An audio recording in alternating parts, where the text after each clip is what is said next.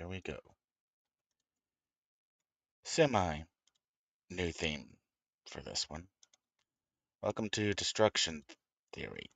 I'm Aurian Archive, and this is gonna get ugly. And in order to start this off, I kind of need to start, I guess, with, well, a declarative statement of sorts. I'm not interested in Reddit. I don't care about Reddit.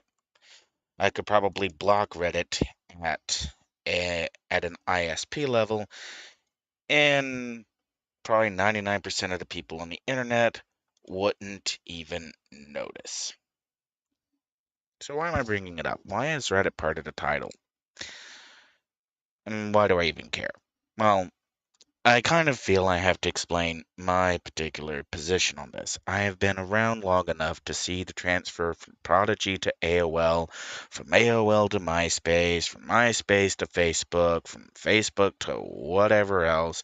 I've seen the transfers, the beginnings of Slashdot, how Slashdot was weaponized, how Slashdot was censored, and how people abuse the Slashdot system.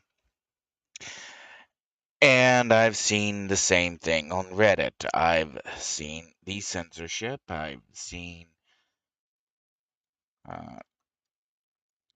I've seen how from I've seen how from a theory crafting level, how someone determines that they are going to censor a particular point of view or a particular uh, opinion, and how they can go about do it. How the idea of upvoting and downvoting can be used to bury threads or bury information that people don't want to see.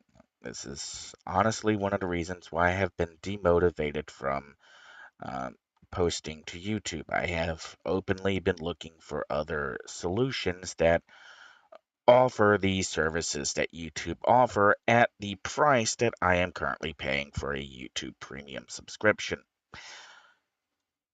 And I really haven't found anything. I am very close to the point of just breaking down and going for either Gab or Rumble, probably for Gab. Uh, but being arguably someone who could be deposed in a federal court case on as an expert witness on the subject of computational calculations and the strategies and methods of censoring information and redirecting information, I'm pretty much going to be the closest thing to authority on how one could actually censor through a network system and the various metadata that are used therein.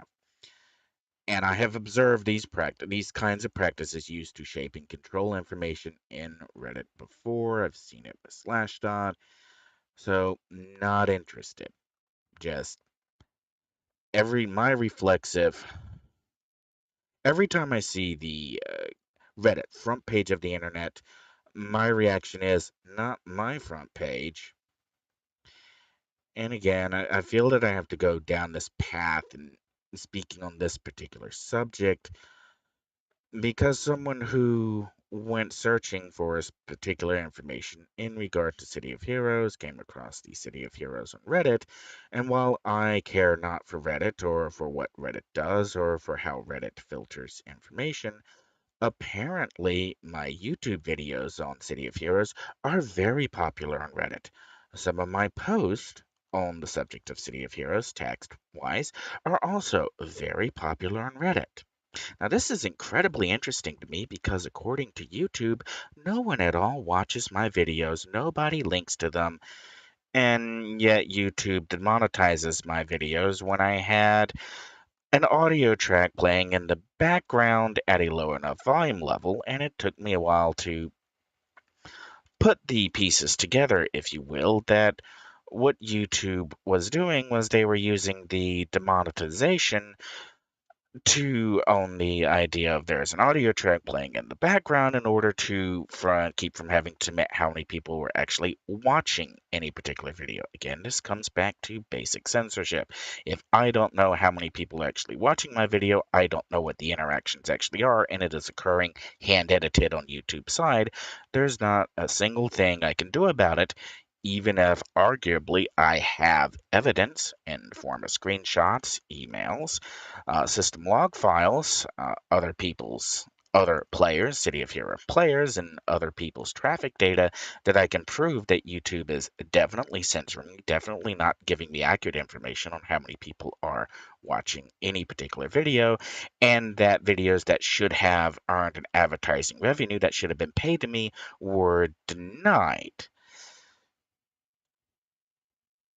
So again, this is, like I said, we're going pretty deep pretty quickly here.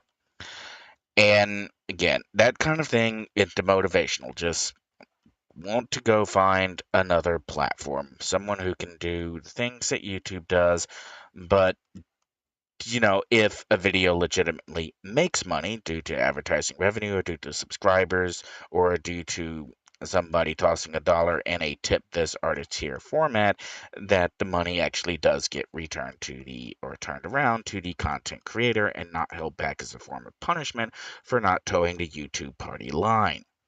Okay. Now, as to the subject on Reddit, again, I was a little surprised when it was brought to my attention that my videos were apparently popular on Reddit. The content was popular, and while I found this hilarious, because it involves City of Heroes and some of my videos explicitly involve developers, both from Cryptic, from Paragon, those who worked under NCSoft, and those who volunteer their time and effort to the game now. I don't think I can allow or sit by and not correct a record on some of the theories that I have now read on Reddit. Wow, that is awkward to say. And I'm gonna kind of go over these one at a time, and in no particular order. First of all, one of the more interesting theories I saw is that Aurian Archive is a sock puppet of Faultline, Powerhouse, or Code Warrior, and that they're using Aurian Archive as a front to argue against a developer known as Cobalt Arachne. While I admit that this is hilarious because I have had very explicit things said at Arachne, and I will own up to I have deliberately said to Arachne's colloquial face in a post, "You are full of excrement." Basically, Cobalt Arachne was caught lying, pushing a false head about the history of City of Heroes. And the interesting thing here, as from an observational standpoint, Cobalt Arachne apparently had never read any of the previous patch notes for City of Heroes, nor had ever checked Paragon Wiki, which is basically the authoritarian record on what's gone on with City of Heroes in the past. So if you don't know Paragon Wiki, you don't know how to check Paragon Wiki, you don't know how to check the City of Data archives, you don't know how to check the internal information, and you're not conversant on the patch notes or developer intent, and this is going to be very important very quickly as we continue on in the stream. I have questions. If you're going to make design decisions based on an opinion that is demonstratively false, you had better have good reasons for those design decisions. But again, so yes, I have had interactions with Cobalt Arachne that are definitely not positive, but I don't think it's fair for Redditors to claim that I am a sock puppet for Powerhouse, Faultline, or Code Warrior. In fact, I am probably the only person, aside from Arcana, who has a 100% track record of confronting every single generation of City of Heroes developer own issues that they have caused and had the developers back down and have to admit that I am right. When I have a 100% track record and I tell you you got something wrong, you don't go or you don't blow me double barrel middle finger and say screw you and do it anyways. You delete your code and you start over. It's not really that complicated. And so, first theory here: that I am a sock puppet for one of those, for Code Warrior, for Fault Line, or for Powerhouse. No, I'm not. I have had a very particular row with Powerhouse over. I think it was ninjutsu, where I demonstrated that there was the idea of ninjutsu as originally implemented. I want to say this was for blasters. The power buff up, the power damage buff could not actually function in any real game scenario. There was no practical scenario where you would get a damage buff from the inherent damage buff in the ninjutsu set, and you would actually get less damage than if you just relied on the blaster's defiance. Well, flash forward a few laters, Powerhouse dug his heels in. He wasn't going to change. There used to be a badge there, if you're wondering why I stopped there. Um, I keep forgetting that.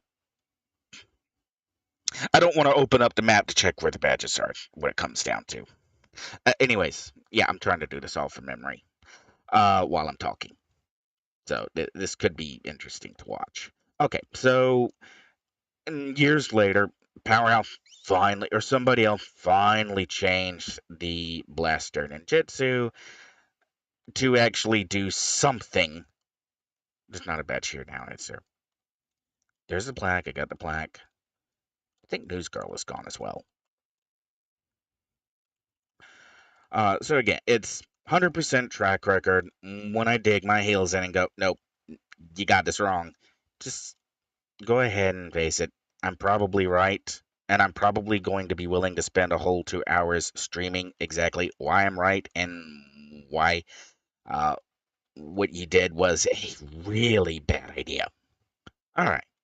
So, again, just addressing that for anyone who thinks I'm a sock puppet. No, I've had encounter. I think the only developer that I haven't actually had a rude encounter with has been Code Warrior, and that's because Code Warrior actually knows what he's doing. He has demonstrated multiple times that he has a grasp on the code that I'm probably not ever going to be able to manage. And that kind of, annoys me, but I'll get over it. It's not like I do coding as a day job. In fact, I don't.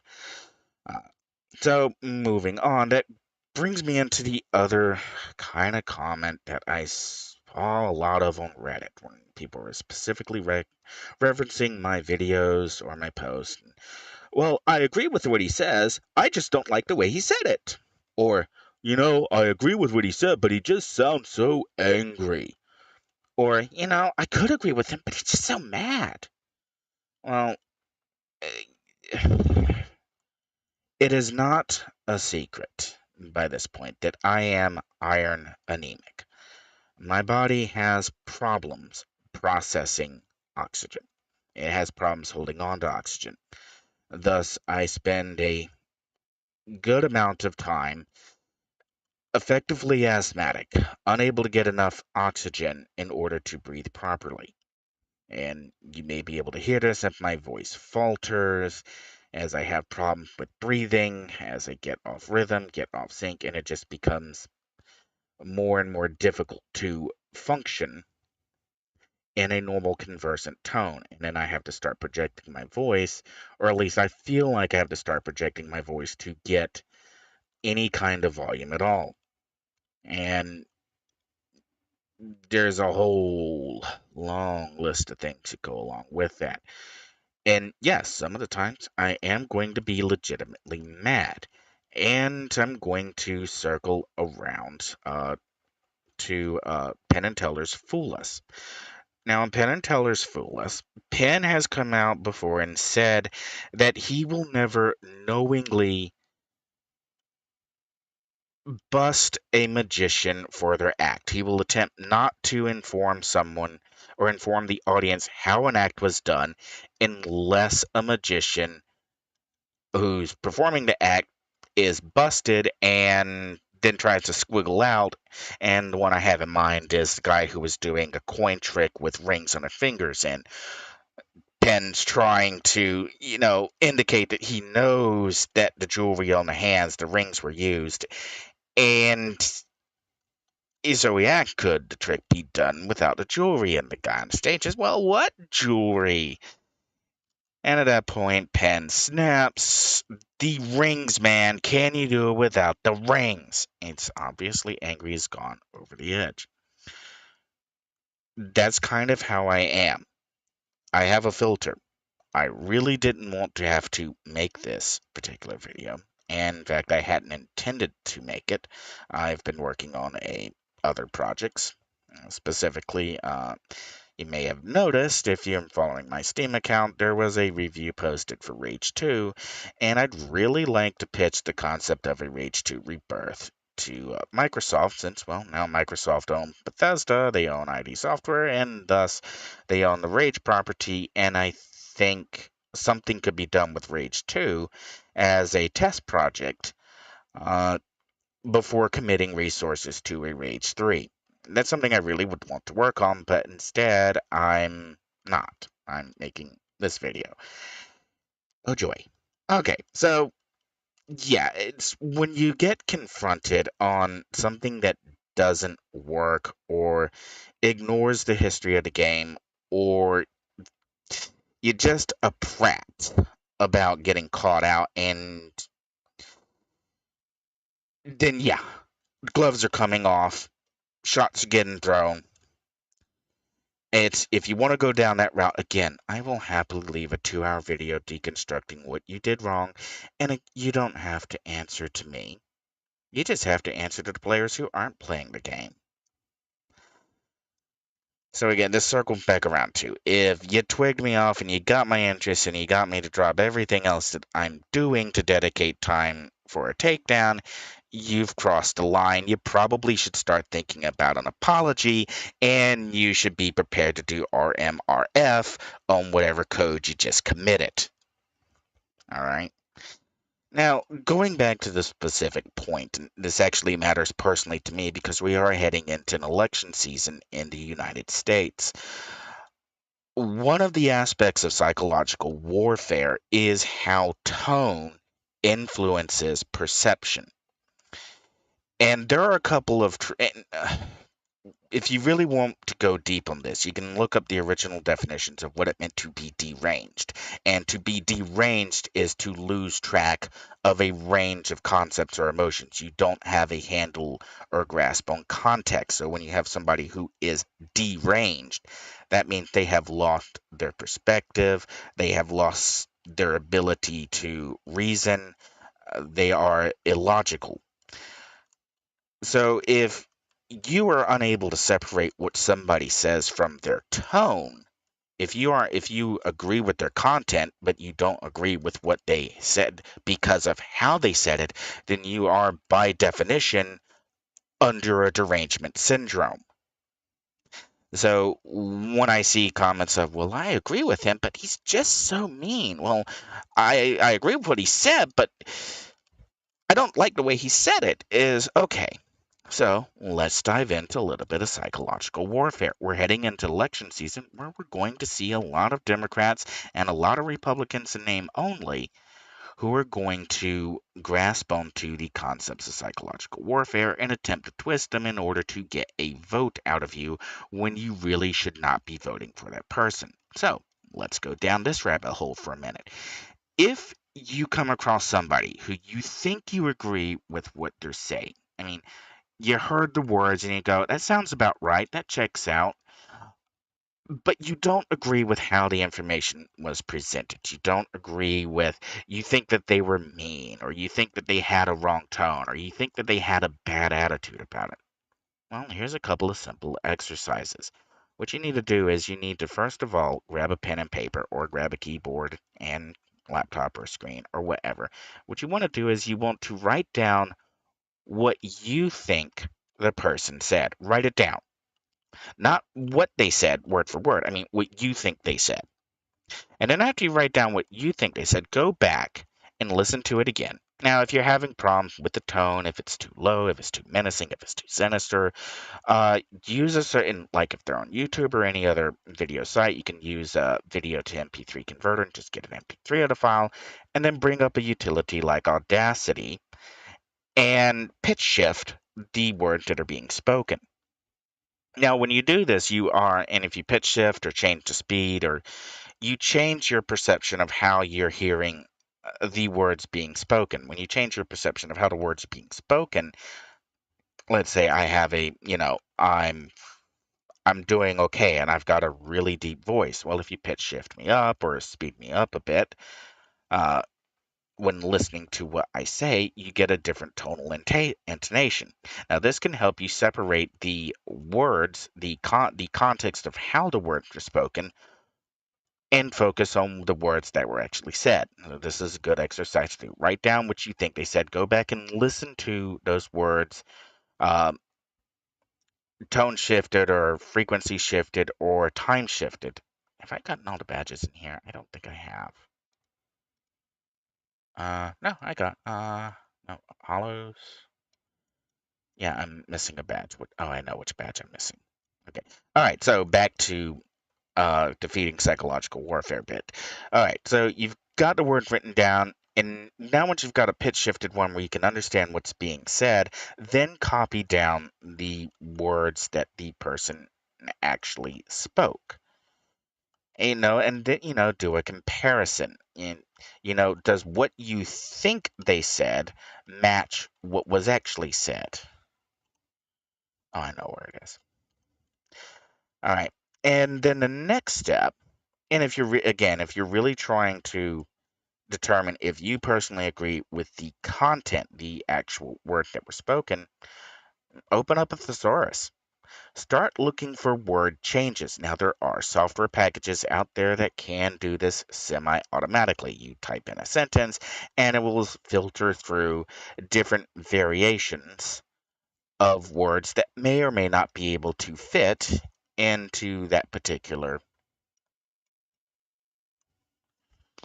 As I now rack my head over what badge did I miss? Oh, there we are. Skyscraper. Oh, right, because I want to go back to Perez Park, and I was leaving that for last. Okay. Break the circle. Break the memory. Okay, so you've written down what you think the person said. You've written down what they've actually said. You've gotten a thesaurus open, so now you're looking for different variants on the words. And now you just need to start asking questions. Who, what, when, where, why? Who is saying this? What do you know about this person? When are they saying this? Is this contextual to a specific point in time? Where are they saying this? Is locational data important? Are they of a certain nationality? Are they of a certain state? Are they of a certain county? Do you have any additional metadata that you can apply knowing this? For example, if it's a political candidate and they're in the state of California, what's the homeless rate like? What's the forest look like? Is it burnt or is it healthy? And start asking yourself real world questions on the context of what's around you. Okay, so we're done who, what, when, and the ultimate question is why. Why would somebody be telling you this? Why would somebody be giving? What is their end goal? Why? The why is very important. And to focus on City of Heroes for a second, we honestly don't know a lot of why the game was developed like the way it was. We can contextualize knowing contractors who were brought in to finish code, contractors who had to make a time limit, developers who left for other opportunities. So we lack a lot of context. So it's very important for a fan base now working on City of Heroes to spell out the context. If there is a change made to the code, the reason for the change needs to be documented. It's why make this change? Why make that change here? The why is very, very important because there is, in morbid terms, the bus factor.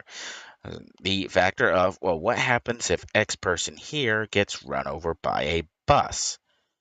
Kind of morbid, but it is kind of actually a thing. You can just search for it, just code bus factor.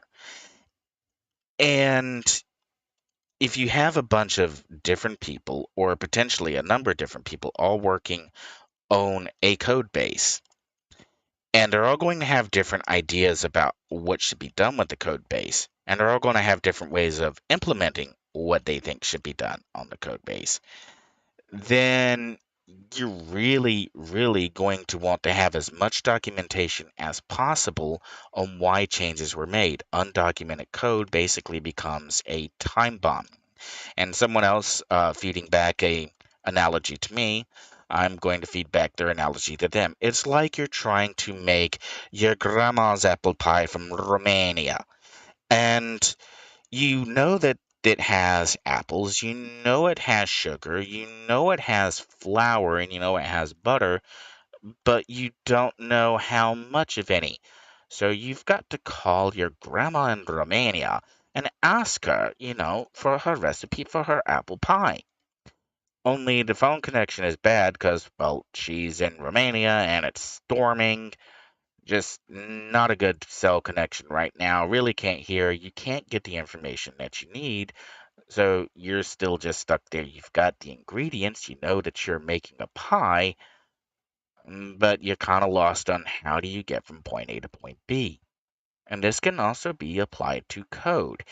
If you have left a certain block of code, let's say code that says this cannonite will turn and fire this electric bolt and will notify all other clockwork around this cannonite that there is a target here that cannonite is firing a bolt at.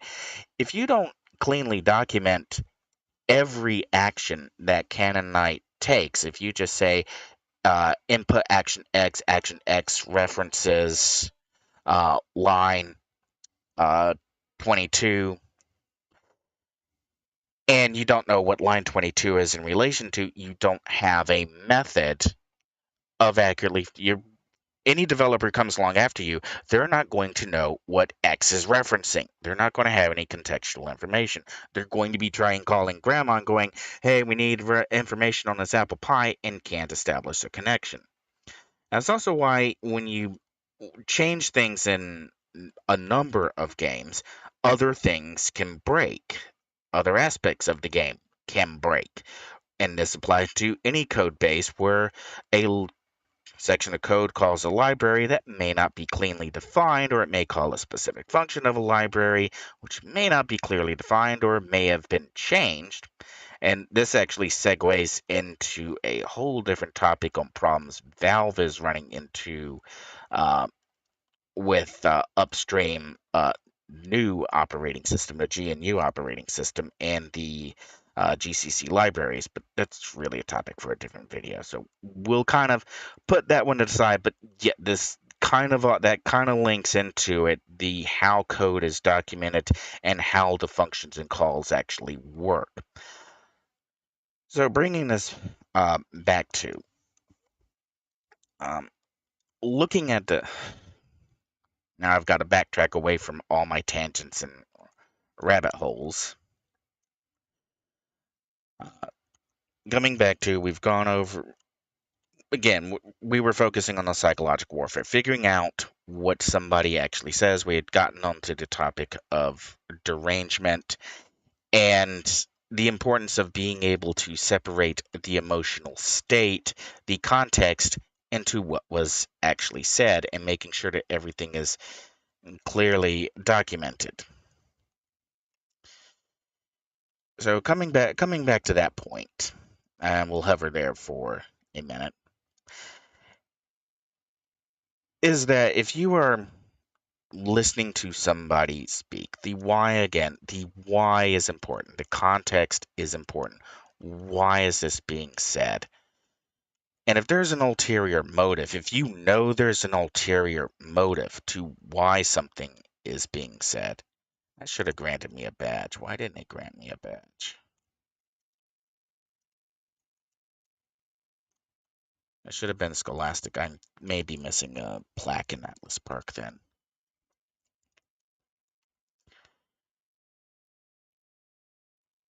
No, that I may be. I'm missing plaques in Echo Galaxy. I haven't been to Echo Galaxy yet. Okay, yeah, so easy to get derailed. All right, let's focus on making this jump.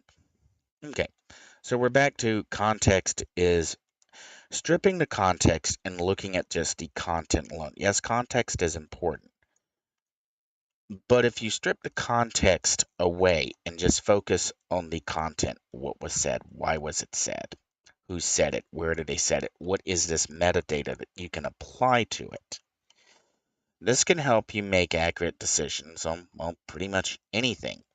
Buying a car, voting for a political candidate, not voting for a political candidate, making changes to a game when you don't actually understand it. And this comes back again, circling around to if the gut reaction that you have is you cannot separate the content from the emotion that you felt the first time you heard that content, you probably need to take steps to go through and separate the context and the content. And if you still agree with the content, if you still agree with what was actually said, then it doesn't matter the context of it. You can discard, well, they said mean things, or, well, I didn't like the way they said it. You can just throw it out the window because that's not what matters. What matters is that you are actually in possession of accurate information that you agree with, that you can track a source on. And again, this is very important politically. And if you are not able to do this, if you aren't able to take these kind of steps, if you don't know about taking these kind of steps, you can very easily fall prey to, well, he had mean tweets. Well, he had mean streams. He is just so negative. We don't like him. Yeah, that's a derangement syndrome. You are out of control. You are not able to calculate or use logical thought patterns. You can either impose those logical thought patterns upon yourself, or you can just be, well, I'm really lacking a word other than stupid. You can either impose the context back onto yourself, the logical path, the ability to extrapolate. You can either impose that or you don't. And if you don't, well, you're stupid. I I really have no way to sugarcoat that or put it politely. And again, that's why it's understanding the concept of psychological warfare, understanding how things are phrased, understanding why things are phrased, and then being able to step back and start asking questions and separate the content from the immediate context so that you can apply the context that actually matters, the actual metadata of what's going on. That's going to help you more in real world scenarios. And it's a very important skill to learn. Now, you probably, if you've listened to any of my political oriented videos, you know exactly where I'm going with this. But to see shots, I mean, literally read shots that would not sound out of place from a socialist complaining about Donald Trump being said about me, probably means I'm doing something right. I'm pressing the right buttons. I'm hitting the right topics. I'm dead on target. I know when I'm on target when a clearly defined enemy who believes in something that's completely terrible attempts to censor me. That's put plainly. You try and shut someone who's speaking truth down, and if everyone knows that you're a liar or that you're falsifying things and you try to shut someone down, well, they're probably speaking the truth. It's not really a difficult concept to grasp. All right, so now we've gone over, uh, hopefully explaining why it's important. You know, yeah, I can try to be happier in videos. I can probably try and have a peppier voice. I'm just trying to make my voice last as long as it possibly can. And I really don't like how I sound when I just get to the end of my rope. Uh, no pun intended. All right, so moving on. Next topic that I saw on Reddit. Let's see, what do we have? We had Sock Puppet, dealt with that. Mean Things, dealt with that. Alright. Okay. And now I kind of need to get into the other elephant hanging about in the room. And that's the elephant of why armors suddenly stopped working. And this is one of those where I know what went down. And I've already said my bits to the developers in question. I've already outlined. I don't want to go bring up the post that I actually made and quote from it, but I suspect I may have to. What went down is that over on Homecoming, okay, actually back up a few years, when the secret City of Heroes server first started, a number of players who were invited were all from a various clique or various parts of cliques and were welcomed into the server. I am the outsider. I was not invited. In fact, I stumbled upon the server because I was talking with someone who was in on the secret server about how I was being targeted as one of the potential candidates who had the technical capability, the motive, and the timing to exfiltrate the source code for City of Heroes and the databases from NCSoft. And this is where we dive into. Uh, well, we're going to step back here. One of the other theories, when people who are trying to guess who I am in relation to City of Heroes. The other one, besides being a sock puppet for um, Powerhouse, Faultline, or Code Warrior, is that I am a former developer or I am a former designer. And I need to be very explicit when I say this. Okay, before I get there, and there is ample evidence that I was involved with City of Heroes in more than just a fan capacity. One of my pseudonyms is own internal reports. I was pinned multiple times by the department. I was known to conduct in conversations with a number of NCSoft employees and NCSoft subsidiaries on a first name basis. There is ample evidence then to suggest that I was at some point affiliated with NCSoft. So I need to make this categorical statement. At no point have I ever been on the payroll of any NCSoft owned company nor NCSoft itself. I have never been a paid employee. Now, that limits, you might think, who I could be involved with, but again, that's neither here nor there right now. I am not an employee, former or otherwise, of NCSoft or subsidiary. I am not a Cryptic developer. I'm not a Paragon developer. I don't join in the development because I don't do development. I have likened in the past to Faultline that at this point, my coding skills for anything but Lisp artificial intelligence, you would be better off getting a monkey with a nail gun set to auto to try and write the code for you. That also probably hopefully gives enough context to indicate where my computational expertise lies. Yes, I understand code constructs. Yes, I understand abstraction. Yes, I understand libraries. Yes, I understand API. Yes, I understand ABI. I do not self-describe as a coder because it's not what I do. All right, so to put that theory to rest, no, I am not a secret former ex-developer of City of Heroes. I just happen to know probably as much about the code as someone who actually worked on the code, and that's probably an important factor to keep in mind. So bringing this back around, going into context, and I went into this earlier where I said the context of why decisions were made. Context is very important, and you might notice something very specific about the character that I am presently playing. Now, if you've already guessed what I'm playing or can tell what I'm playing, this is something that live developers said that they were never going to do.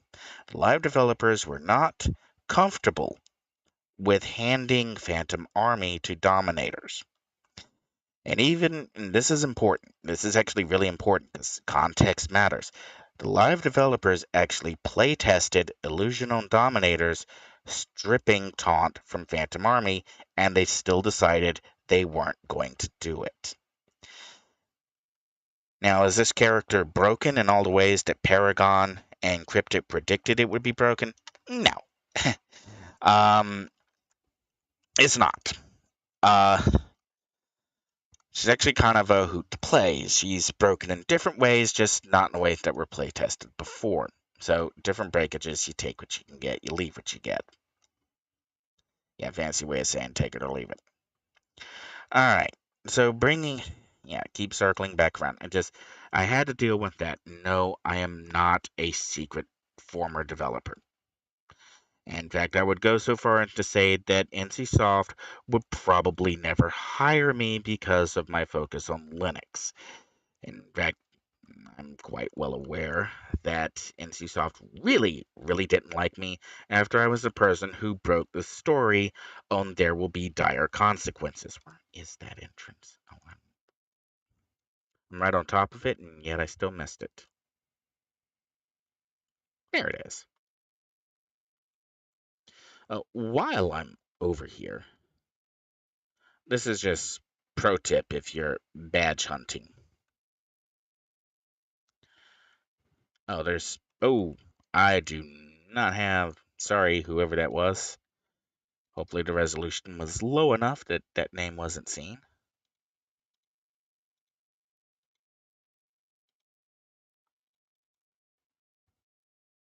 All right, there's someone already standing here. Yeah, if you stand here in the generator, if you've got enough regeneration, you can work on your Mez badge and your damage badges at the same time.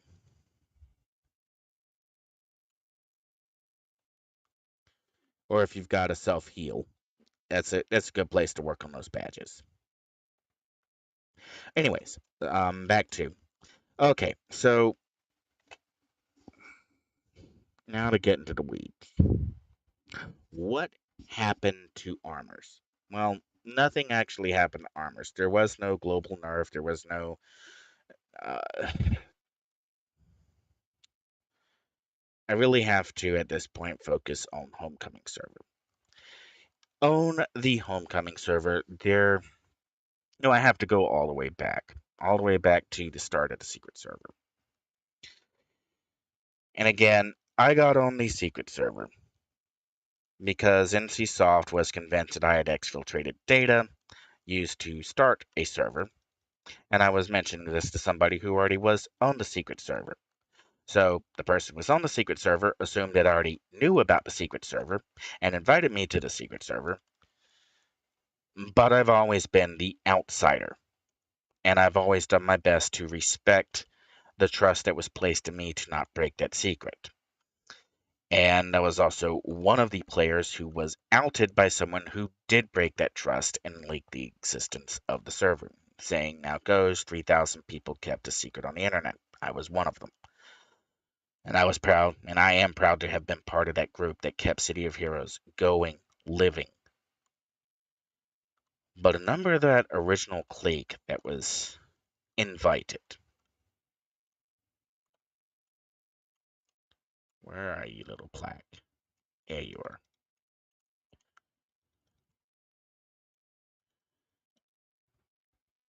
All right. One of the things that we very quickly learned in those early stages of attempting to run the game on basically commodity hardware is that there was a certain NCSoft's approach to a software problem was just throw more hardware at it, throw more processors, throw more servers, throw more hard drives, throw more RAM, just throw more computational power at a problem rather than fix the problem.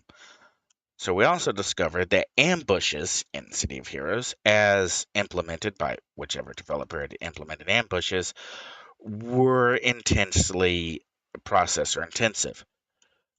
So intensive to the point that a single ambush could actually destabilize and crash the entire server. So if you were farming an architecture entertainment map that had an ambush, your farm could literally crash the server that other players were playing on. So everybody's server at once would just boom vanish, lost connection to map server, disconnected login, and you'd have no idea why. And that turned a number of the initial players off. Some of that initial player base I haven't seen in years. I mean, literally, I haven't seen them in years.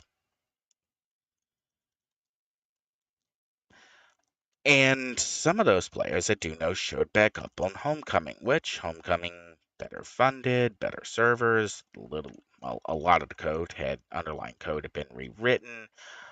Ambushes could now be implemented without sending the entire server stack into a dramatic meltdown.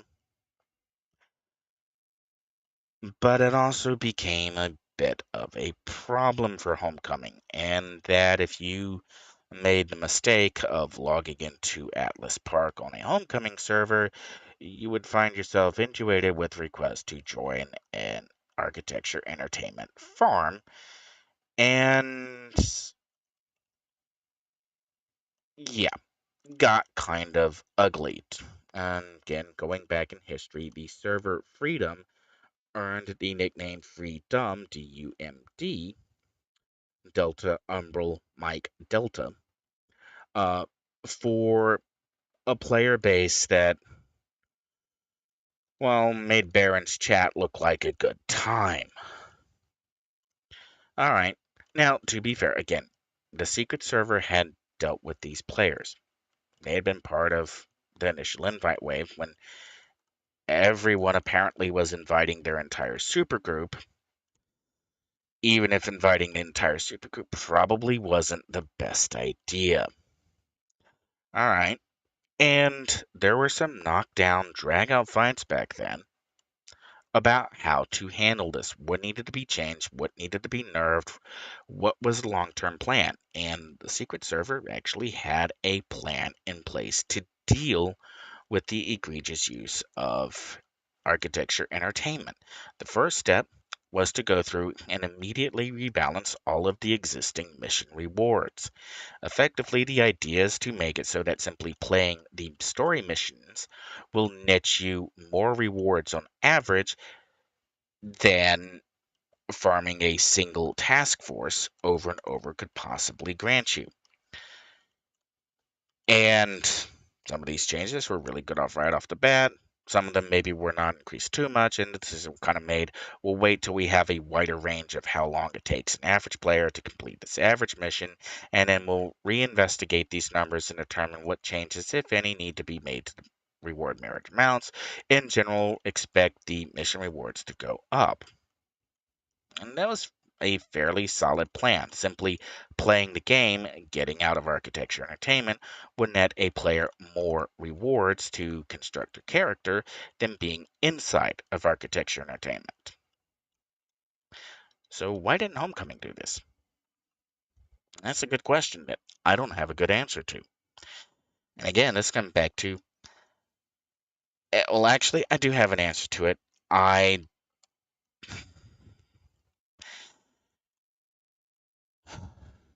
I'm not sure I need to be the one, or I'm not sure I should be the one who goes down why that particular decision was made.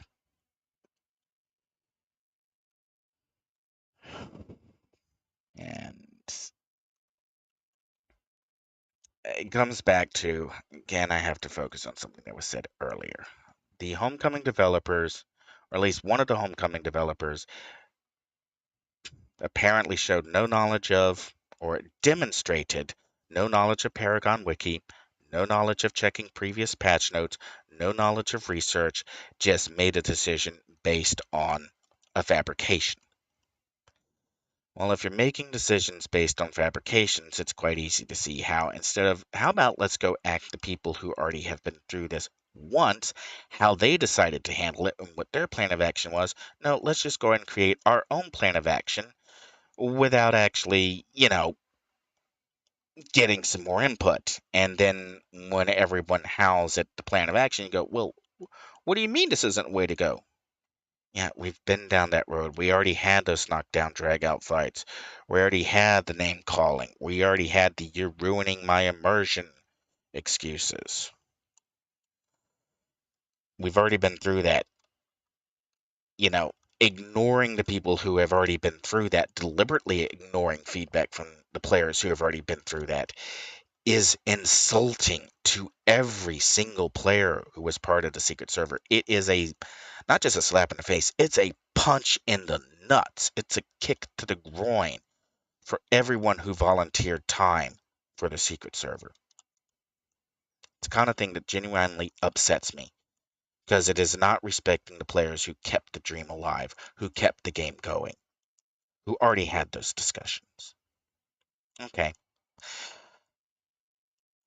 So we come back to not being willing to investigate the historical precedent, the historical context. Moving forward, again, so we've got changes that are going into the game. We've got a big problem with AE farming.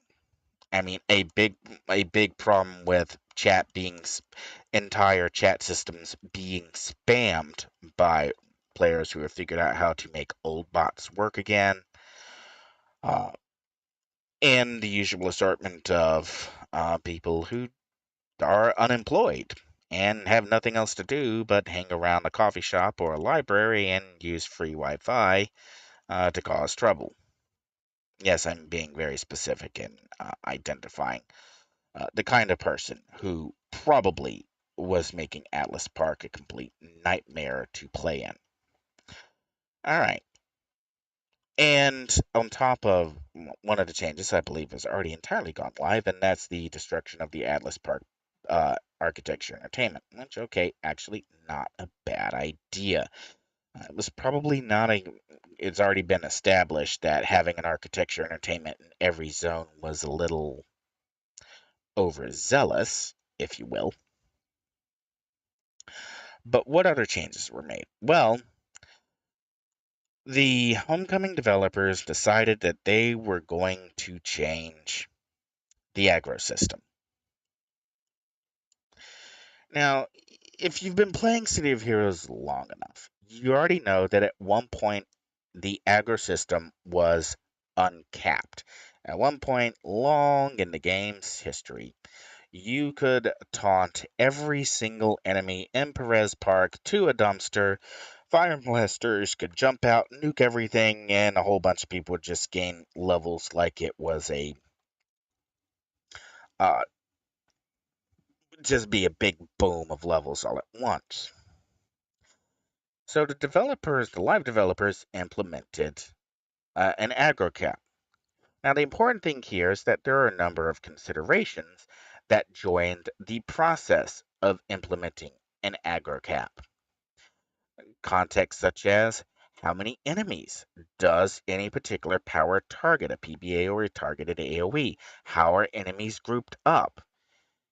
How, these are practical gameplay mechanic decisions that are influenced by the aggro system.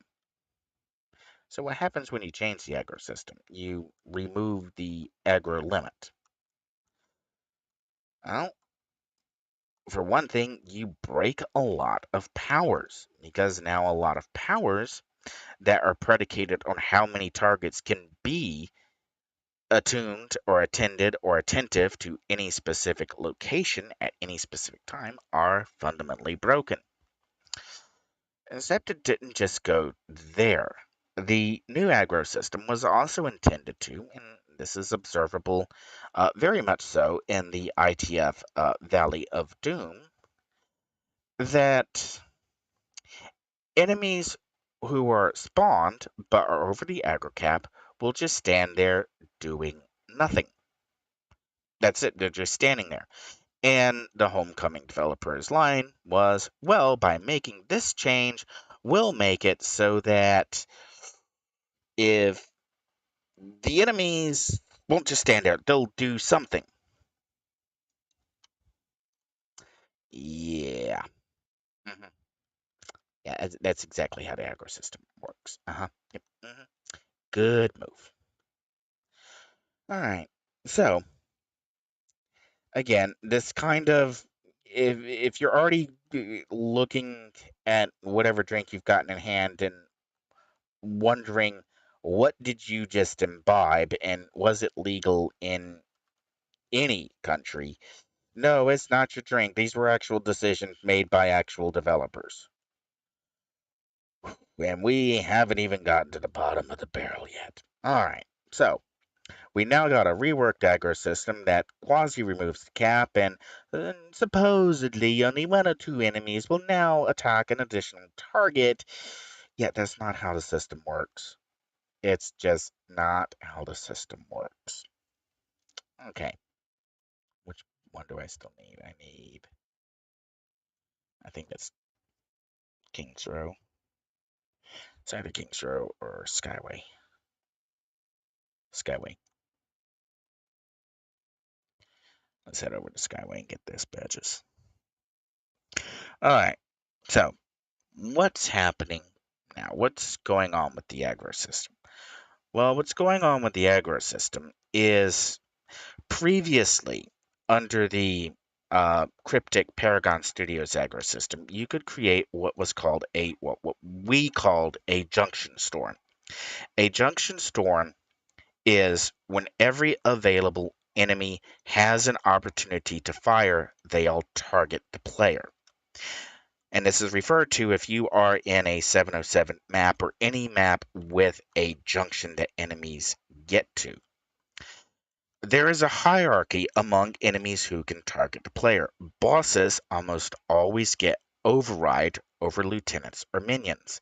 So if you are at a junction, you have 2 or 3 or 4 or 5 or 6, 7, 8 mobs around you, and you dust all of the enemies who are in your taunt, who are aggro to you at that moment, then every other enemy who possibly can target you is notified by the system that they can target you. Okay, following? This now causes every enemy immediately to face the player, or computationally face the player and run a hierarchy check. Bosses get first hierarchy. So if you have aggro cap of bosses all around you, every single boss gets to attack you effectively at once. On top of that, there is a hierarchy of attacks that enemies use.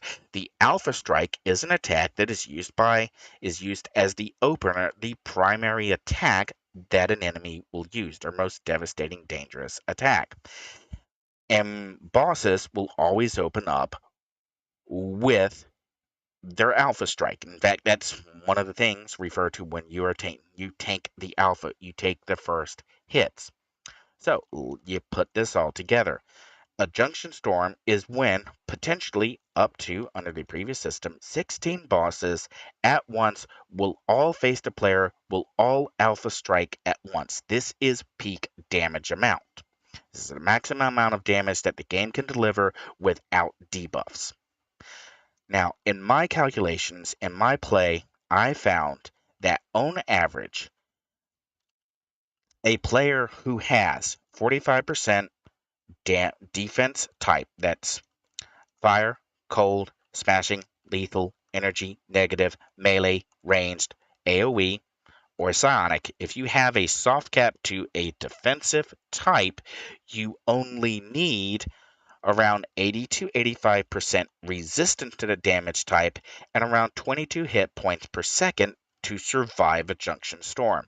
That is to say that if all available bosses, 16 bosses, all alpha strike at once, and you have those numerical figures met, the bosses will not, by system calculations, even on forced strikes, be able to commit enough damage to defeat your character. Now, for some builds, this is a very difficult target to reach. It's not a target every build is capable of reaching. And that's okay. Not every build should be immortal. Tanks have an easier time of getting it than other archetypes. Brutes have an easier time of hitting it than other archetypes. And once you understand the limitations, why is there a... Oh, that's not a plaque.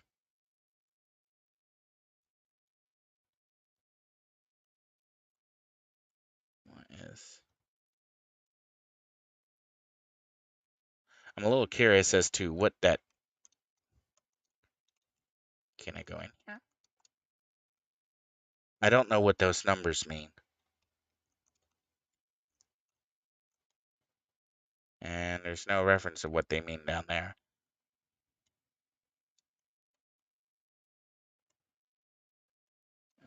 I don't see anything here. Let's see what's up top. See if that sheds any light. Nothing up here either. I am legitimately confused as to what that red 6 means.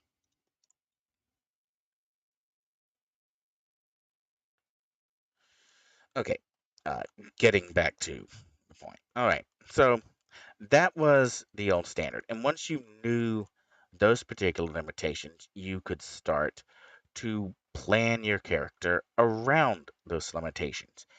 If you knew that you wouldn't be able to reach a hard cap to resist, say you are a scrapper or a sentinel, you know that you need to focus more on regeneration, or you need to focus on a debuff of some kind that reduces the amount of damage that an enemy can impact or the endurance bar. So you can plausibly hit +4 x8 maximum damage input on a character that doesn't explicitly meet that numerical designation. Excuse me. All right, so now under the new aggro rules, what are the calculations? I don't have them. I'm not even sure it's possible now to avoid a junction storm. And the worst part is that now a junction storm can happen on not just a forced mob where you deliberately dust enemies to create the maximum number of bosses who can fire at once. Now, all enemies have a chance to fire on any particular cycle at any given cycle for their alpha strike. Now, what this means in practice is that even a character who has hard cap resist to a damage type, be it smashing, lethal, energy, negative, fire, cold, or psionic, and someone who has soft cap defense, 45% defense to insert damage type here, and has 56 hit points per second regeneration, nearly triple that of the previous maximum, can still be wiped by 2 or 3 mobs.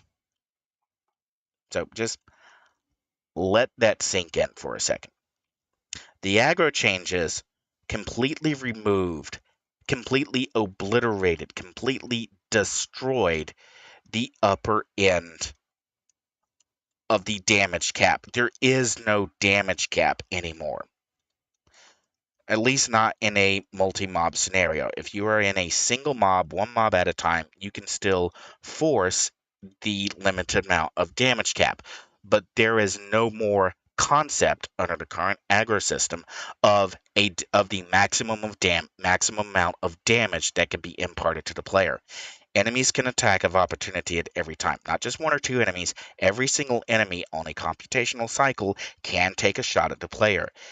And due to the method by which the system determines which shots are fired, this means that every single enemy on their first attack, when they have the clock cycle attack to attack the player, launch an alpha strike. That's broken. Now, Homecoming's reason for implementing this change is because they had to do something to stop the farming. They had to do something to get the players out of Atlas Park. Destroying the very real concept of an upper limit on incoming damage completely destroys the balance of the game. This is a colossal level mistake,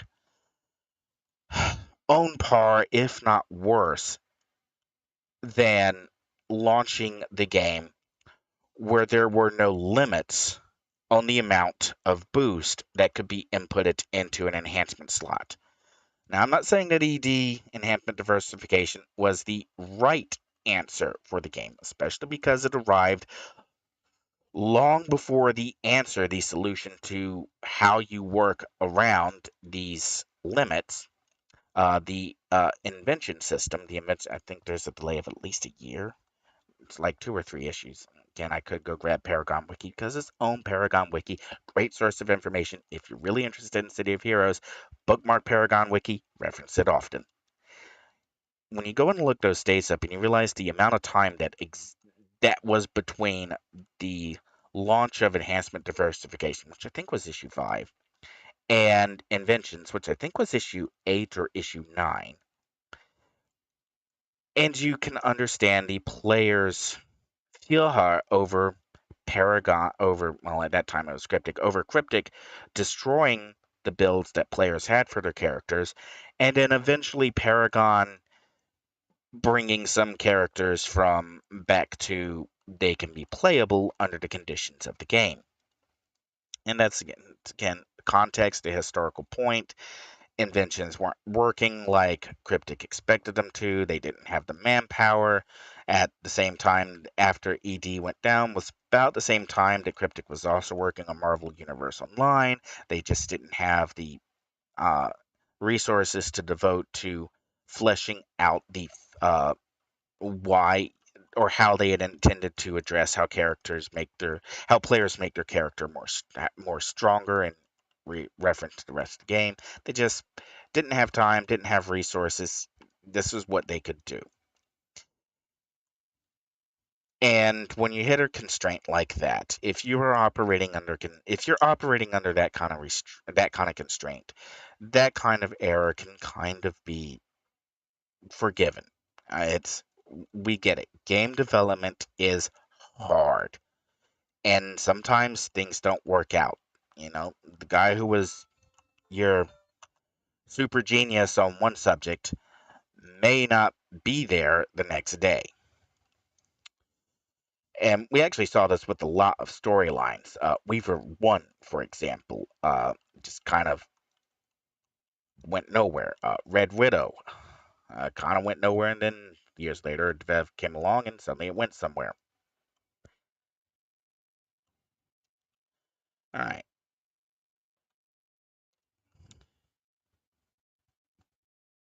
Give me a second while I check my notes here.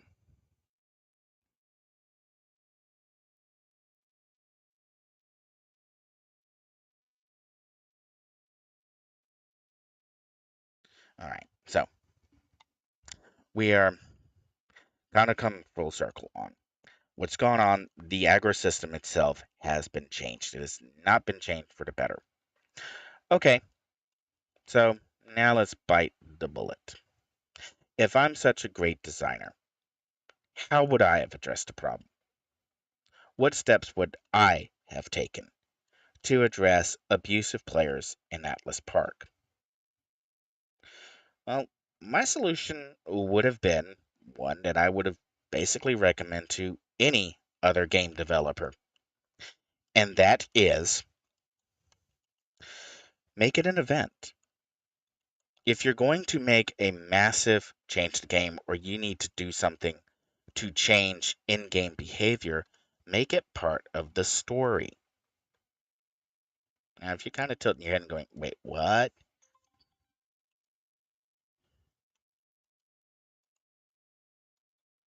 All right, so when Galaxy City was destroyed, I'm in Echo Galaxy City right now. When Galaxy City was destroyed, Paragon set up a new zone a zone event for new players, the Galaxy City intro. They made the destruction of Galaxy City part of the game, part of the game's lore. So this is how I would have handled if Cobalt Arachne or the Homecoming developers had said, okay, Aurian Archive, you obviously know a lot more about this design stuff than we do. You keep calling us on it, you keep busting our chops. How do you fix it? How do we do this?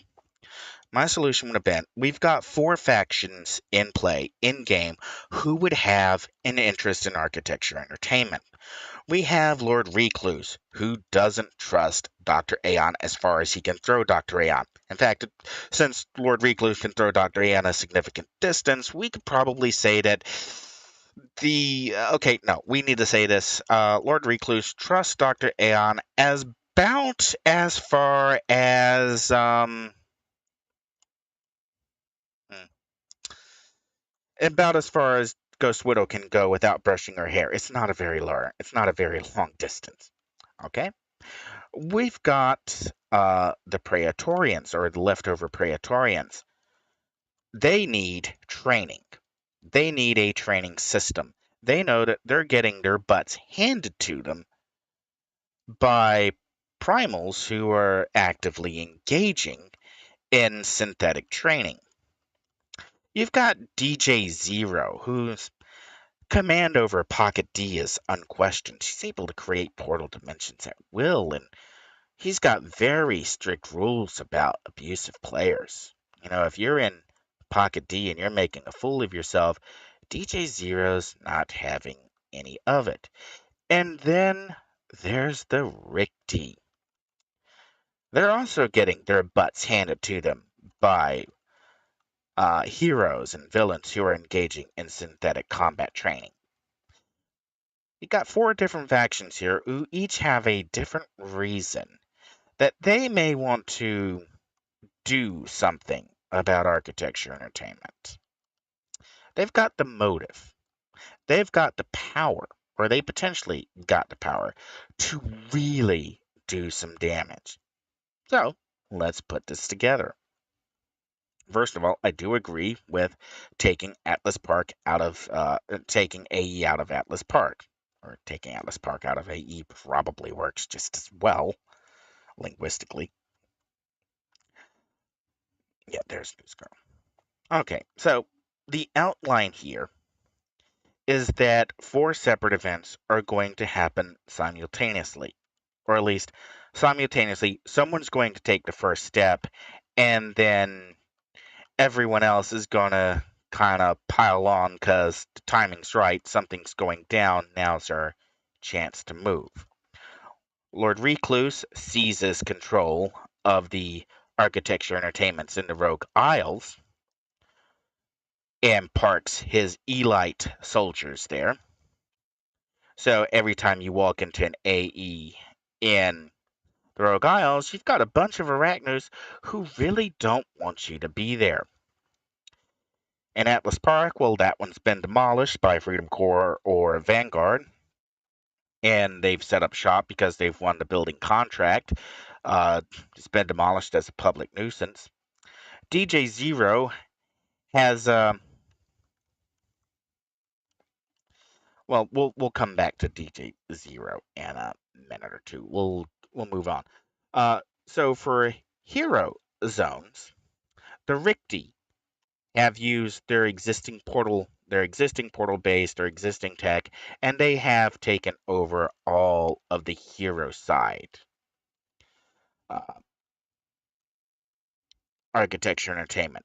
So if you open the door to an architecture entertainment hero side, you've got a bunch of level 4 Ricti priests who are like, what do you want? All right, and so for zones, other zones, or zones that may not be hero or villain that have an AE, the Praetorian Guard is there. In fact, DJ Zero, in an effort to clean out the riffraff, has offered the Praetorian Guard. Here's a training opportunity for you. You've got this whole wing of my station to yourself. You know, if anyone walks down it, feel free to have words with them. All right, so now we've potentially locked out all. Sorry, real world is intervening. My cat is demanding attention to the point of walking on the keyboard, and this is making it very difficult to try and guide the character. All right. My cat's being obnoxious. And of course, if you've listened to previous streams, you know that at one point in the past, the obnoxiousness has gone up to and included the cat headbutting me on microphone. So hopefully it won't come to that today. All right. So okay. So now we've got our factions in play. We've got four different characters, four different entities, all who have a reason to shut down architecture entertainment for one reason or another. And they've got the power to bring forth to make life difficult for any player who wants to use architecture entertainment. All right, so now we've got an effective invasion going across all AEs that are currently operational. They have been taken over by incarnate level enemies who will happily blow apart anyone who walks down the hallway.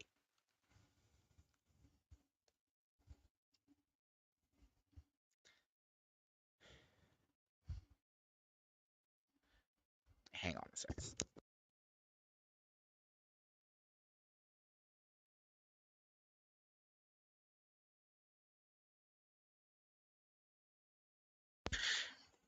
Physical removal of cat from the area. It's like hefting around a bowling ball. All right, anyway, so we've got our different factions in play. We've now effectively locked out, or in story wise, locked out the AEs, or at least the zone AEs, from players being able to access the buildings or congregate. All right, so what's our next step from this point now that we've locked out the AE buildings themselves? Well, implement an AE infrastructure inside a supergroup base. If you want to access architecture entertainment, you must go through a supergroup base to do this. So you can stage as many people as you want in your supergroup base, but this is the only way you can access architecture entertainment and run maps, run farms, whatever, but you've got to do it inside of your supergroup base. This now frees up zone, channel, and other traffic. If you move where the farms have to be started at to a closed zone that has no broadcast, no whispers, elsewhere, yes, you could still have players sending tells, um, but that's what a block list is for, really. I mean, just use the block list. Or, report the player and make the storyline the invasion happening. These are taking over because and DJ Zero is doing this because there's been an egregious amount of players who are abusing the social protocols of Pocket D, and you do not do that when DJ Zero is around. Yeah, I know I have a rotten DJ Zero voice. I'm not even sure what he would sound like. Anyway, so okay, so there we've got our immediate steps. We've locked out the architecture entertainment buildings for casual access. Regular players or players across the zone can't get into AE in a building in a zone. If they want to use it, they've got to go to a supergroup base. We've now limited the amount of extraneous conversation that can interrupt any one particular zone, and we've also reduced the zone load from players who are just hanging out in one zone over and over. And if you're going, won't this put a load on supergroup bases? Technically, yes.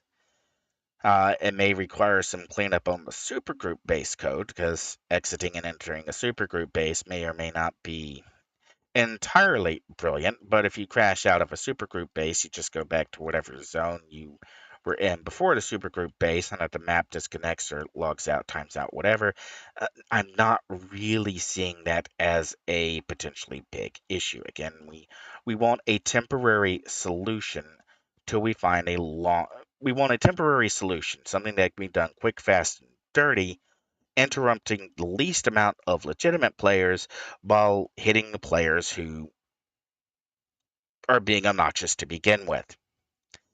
And I think that this kind of approach, setting up, and if you want to get enough players together who have incarnate level powers and clear out an architecture entertainment building, yeah, sure, fine, go for that.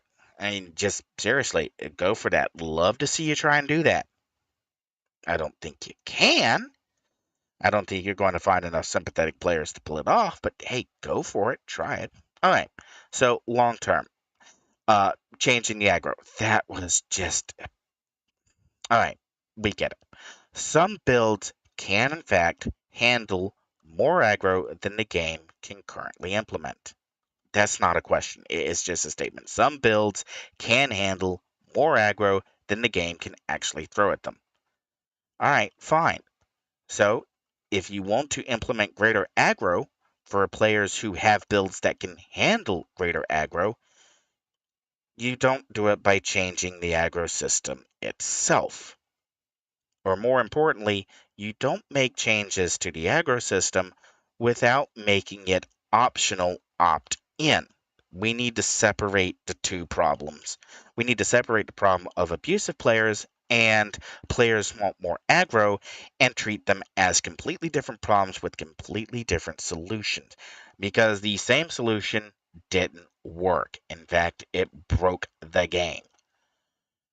Literally broke the game. Tripled the amount of incoming possible damage. I'm not even sure what the upper cap is. Yes, I can calculate it. Yes, I know it's more like 6 to 7 times the amount of previous incoming damage per enemy own calculated against a 3 mob alpha strike total damage output. So still, once you're over 3 times the amount of previous incoming damage cap, you've already broken the game. That you're over it by any amount is still bad. It's still wrong. You need to roll the code back. Okay, so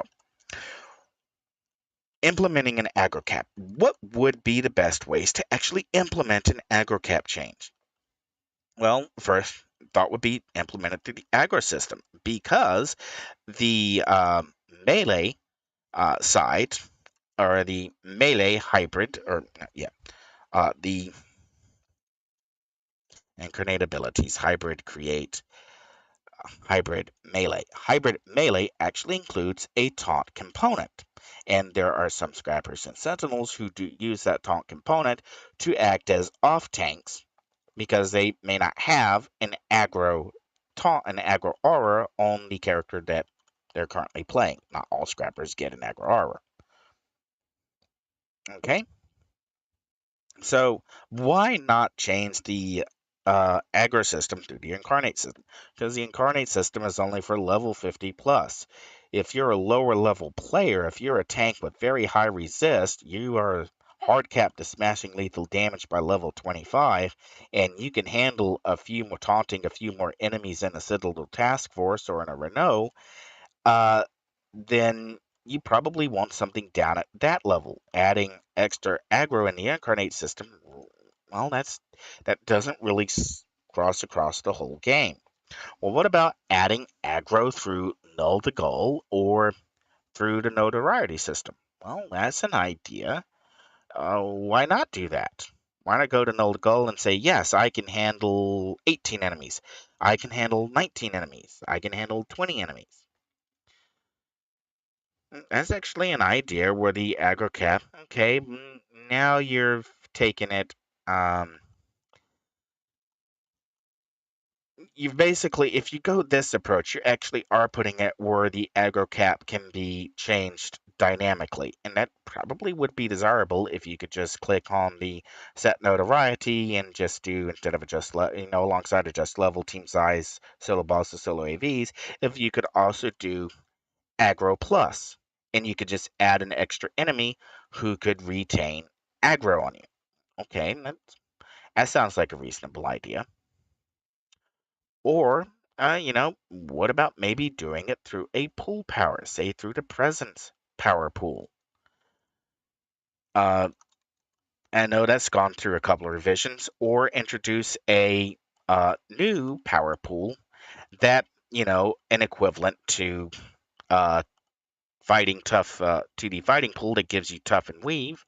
Only now, if you go down this power pool, you get a power that lets you adjust your lets you adjust your aggro cap. Where now you may have a little buttons up here where you can select +1, +2, +3, +4, +5 enemies based on a power that you took in a let's call it a smart combat or intelligent combat or planned combat power pool, where you may get bonuses to say tough that like tougher weave. Maybe instead of an active toggle resist, you get a full passive resist to everything, but at a lower percentage. And there's an idea. Now you've got people who may feel that instead of always being forced into the fighting pool, they may want to take this other pool. They might have to do a little bit of IO work, but now they also get the ability to change their aggro system. Now we've changed up the every build has fighting, because fighting is the only pool that offers a resist and offers generic defense like the fighting pool does. More options are always better. This is a lot more work, but it has a much larger payoff towards letting players dial in the amount of aggro that can handle, as well as giving players more options on how they can build their character. And if you want to make it so that you take this intelligent combat pool, you cannot take fighting pool, hey, okay, lockouts are fine. If you go one direction, you can't go the other direction. This is a designer's approach on how do you fix a problem. Well, now we've fixed both increasing the aggro cap, we've given something that breaks up build homogenization. And really, if you say build homogenization and your answer isn't more powers, more enhancements, more options, then you don't understand the problem at hand. And I will go back and I will make another 2-hour video explicitly explaining why you don't understand it. Yeah, test me on that one. Go for it.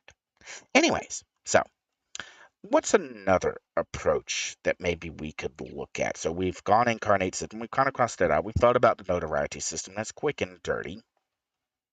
Pool power is actually probably a really good option to look at, because if you wanted to focus on aggro capability, you could get to pool power very early. You'd have to make other build sacrifices, but you could still do it. May not have as many attacks, but now you're making a trade-off to have this particular capability at this particular level. And it's like, I really like that approach. That's probably the best logical way to go about getting a specific result. Okay, now how do we handle mobs that stand around and do nothing? We don't. All right.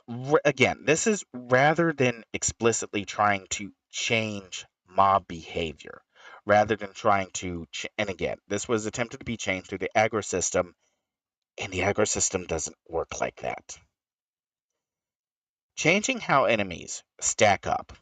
The simplest way to do it, and I actually did outline this for the Homecoming developers. I actually already handed them the solution on the silver platter. How do you do this without impacting network latency? How do you do this without causing additional lag? How do you do this within the calculatory cycles that the game is already making?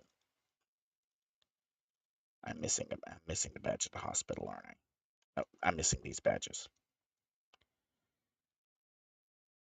All right, so how you do this is almost all enemies will do a perception check. They will see whether or not they can see the player. If you get within range, enemies will try and determine, can they see you, can they not see you. So what you would want to... Are they standing on top of the badge? Is that why I can't... Am I just not on the badge? Where's badge? There you are. Where were you? Oh, there you are. You're next to the antenna. All right. Again, so keeping mobs moving, what you would want to do, or the designer way of implementing enemies who do not stack up, is if a mob comes up upon other enemy, and enemies have to be aware of other enemies. There is a pathing, so that enemies do know if there is a check to see if something is in front of them. And you can basically work off of that, so that when enemies come upon a player and they are within the player's perception, if they are not eligible for aggro, if the enemies cannot be aggroed, then they commence going on the path that they were on. In fact, you double the rate that they're on it. You increase their movement, so that instead of just wandering past or getting stuck, they attempt to run through the path that they're on. Okay. Well, now that we've got them moving around the player, what's our next step? What comes after this? What can we do beyond having them simply move around the player? Well, we can look at various enemy behaviors. What would enemies do? What would gangs do? And we can start, this is where we can talk with animators, the people who can create the various uh, stances, the emotes that enemies do. If you're up against a gang and enemies who cannot be aggroed are within range, or their path is within range of a player of a potentially available aggro target, you give them a mode to either stand back and turn and focus on the aggro target, and then every few seconds. Actually, this is one of those where maybe I need to go back and read from how I outlined this, because trying to do it in real time.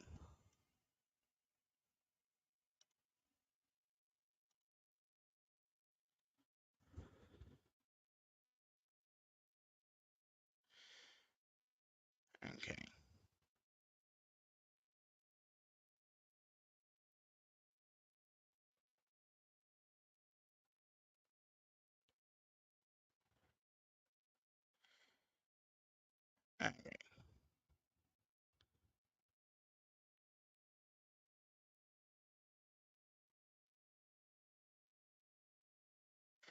Okay. Here's how I outlined it before. While it's easy to appreciate an experimental attempt to do something about mobs that mill around with no direction, it seems like the kind of problem that would be better addressed by decoupling mob behavior from direct aggro calculations. If all you want to do is just not have mobs wander around aimlessly, for a better approach would be to leverage the existing aggro system and modify some of the behaviors. Run initial is target at aggro checks at aggro cap checks as normal. If target is at aggro cap and no other determinable targets are identified, pulse a 50-foot to 80-foot AoE that all other non-aggroed critters immediately exit. Basically, you say if any non-aggroed critter that is in a 50 to 80-foot AoE immediately leaves the area, they go about their path, they reverse on their path, and they get out of the area. And then we start getting into details. If a non-aggroed critter is a patrol critter, resume immediate patrol path vectored away from initial target. So if it's a patrol that cannot attack the target because the target is aggro cap, they go back on their pathing away from the target. If non-aggro critter is a mob critter with no patrol path, check for patrol path vector away from initial target. Loop on vectored patrol path for 45 seconds, then initiate spawn point return. Basically, what this should do is it forces a mob onto a path in the map, and then they follow that path in the map for 45 seconds, and then they turn around and then they go back to wherever they were spawned from. This is for an ambush or for a mob that's uh, just a mob standing in a hallway.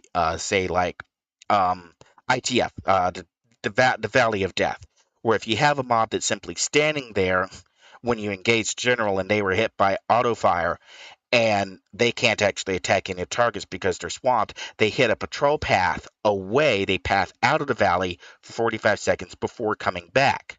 And that way, when they come back, they will then do their checks on the way back. Is there a valid aggro target? If non-aggroed critter is a if a non-aggro critter is mob critter with no patrol path and no patrol path is available, execute a mode of faction specific action to turn and observe initial target.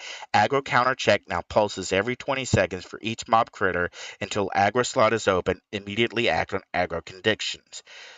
Now, the intent of this approach is that uh, this is for fights like DIT at Valley of Death or the fight against Reichsman at the end of Barracuda, where if there are no available aggro targets, the enemy back up to that 50 to 80-foot range, observe the targets, and then once an aggro check is made, then they proceed on their normal pass, and there is a set timer on when the aggro check is made. This helps reduce network latency. Rather than every time an aggro check is possible, you can time the pulses that are made. This again helps with hierarchy, which enemies can attack at this time.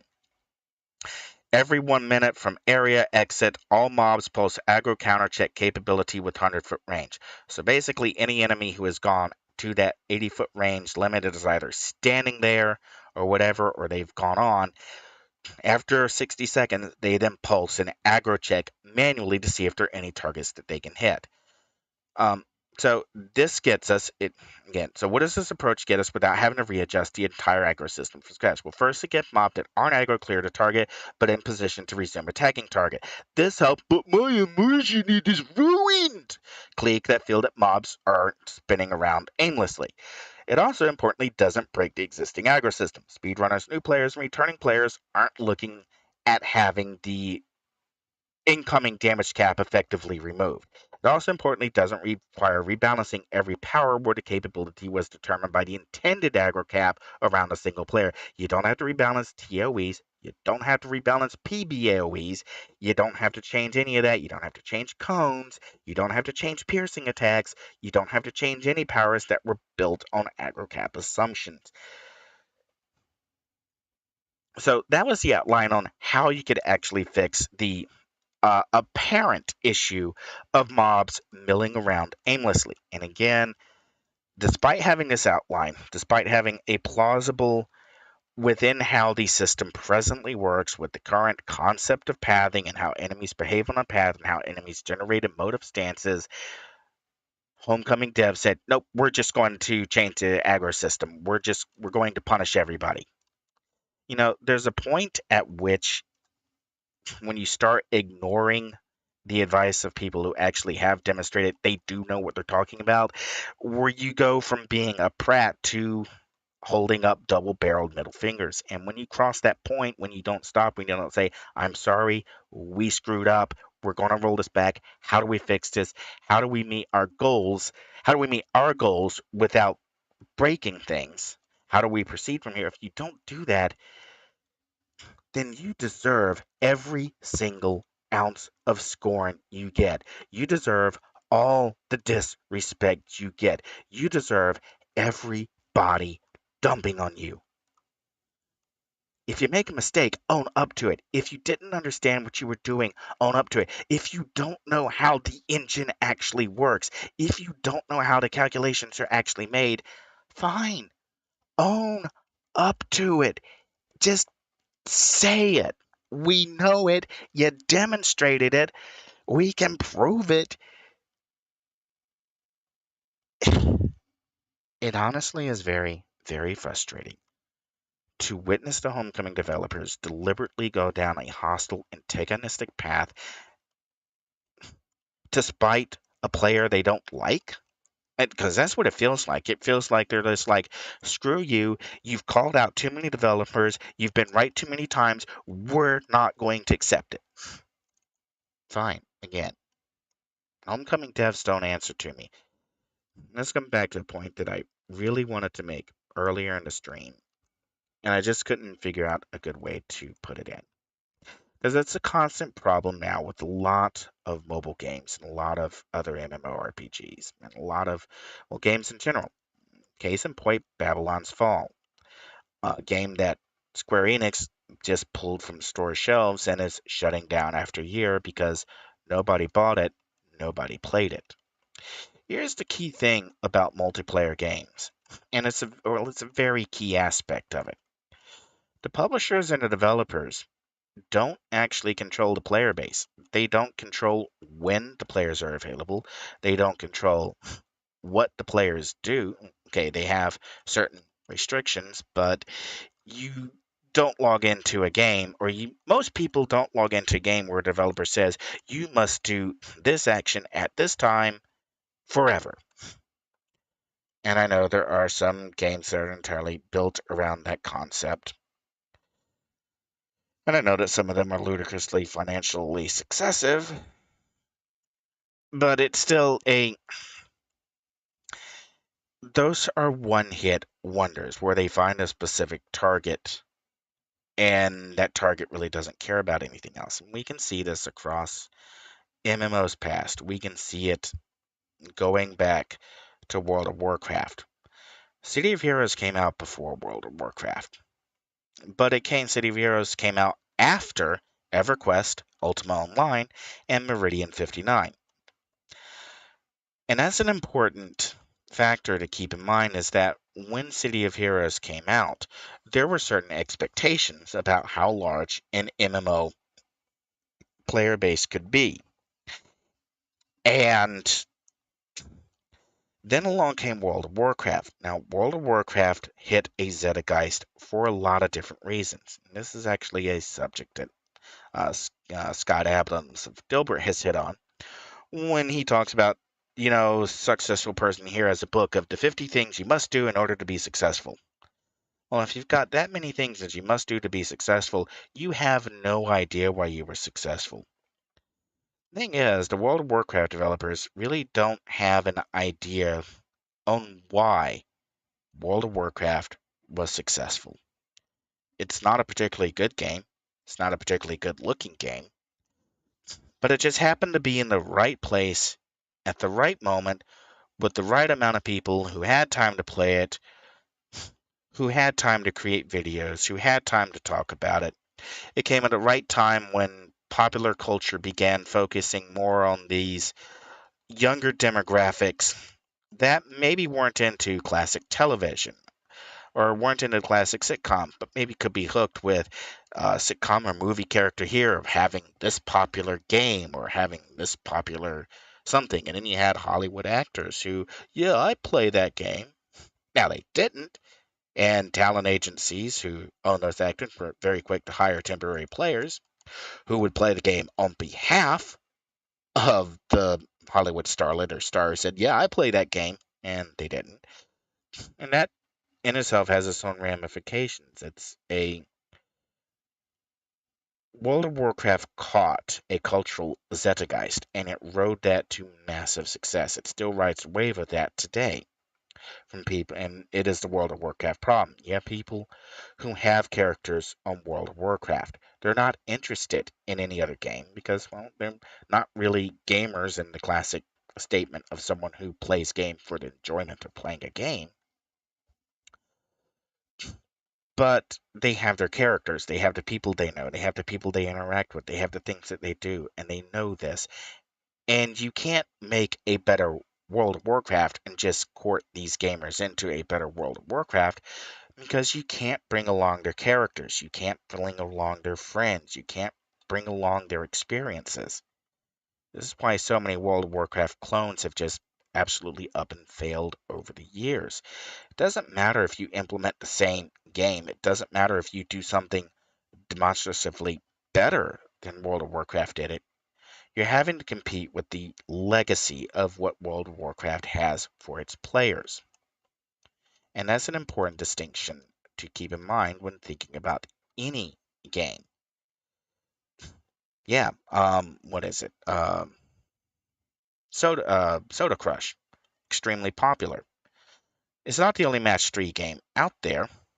You have Crush, Kingdom, uh, Candy Crush, I think, as I demonstrate my infamiliarity with the match 3 market. You have games like Puzzles and Empires, or Colin and Tia, and there's other match 3 role playing games out there that are combined with collectible card based. But can they really draw in a large crowd and keep a large crowd, or are many of these just experiences fly by night, here one day, gone the next? And the answer is most of them are gone the next day. There's always another new game, another revision, another does something, does something, does something. Part of that is because the market, that kind of market, is fickle for a temporary hold in your hand, keep you busy for 5 minutes while you're standing in line at the driver's license bureau kind of game, where you're having to ride a bus to work or you're taking a train to commute. That's the kind of, there are games that are very well suited for that, but it's very easy to uh, just go back and forth between the games. And a lot of publishers, a lot of developers know this. This is why those kinds of quick to play, quick to get into games are very keen on pitching players on the concepts and the constructs of an alliance or players, or you buy something for yourself, you buy something for the other players in your alliance or in your league or in your whatever. Because now you're fiscally invested in it. You've now bought something for your other teammates, so you're more likely to keep coming back. It's again going back to a psychological warfare aspect. But one of the larger takeaways from this, and it's one the City of Heroes developers, the Cryptic and Paragon, had to face, is that there is a certain factor of player churn. There's players who come or there's players who goes. You get new players to check out your game with a point release, but you don't necessarily keep those players. You may keep some, you may lose some older players. The player base is always changing over. I did get all the badges in here, right? Yes, I did. All right. So the reason why this is important is once you realize that you're not, you don't have control over the player base, you answer to the player base, it becomes more important again to come back to context. And are players going to want to play the game that you put together? Are they going to want to experience the game that you put together? If you implement an upheaval that you change everything about the game by changing one subsystem, and the Cryptic and Paragon phrase for this is, we don't, when somebody comes back to the game and they're expecting to find a row of hedges and they find a cottage, they're, going to be a little upset. And that's also gave rise to sometimes you just need to burn the cottage and build a mansion. There are some aspects of any game that can logically be utterly destroyed and rebuilt from the ground up because they need to be rebuilt from the ground up. That's not the case for every change. Yes, you do need to implement some changes, keep things fresh, keep things from getting stale, but it's always good to make those changes optional.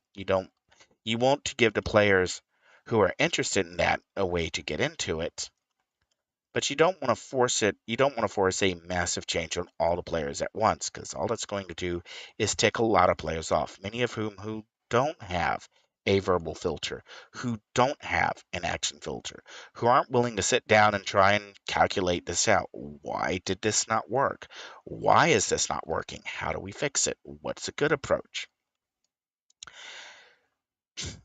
So it's keeping in context that the developers don't control the player base. They don't control the player population. And player population can be very fickle by season. If your audience is mostly preteen boys or teenage boys who are still in high school, or maybe a college, um, someone who's in college who has a lot of free time because whatever seasonal event, and they can be here for this, they can be here for that, you may get dips and spikes in your game based on, well, who's available.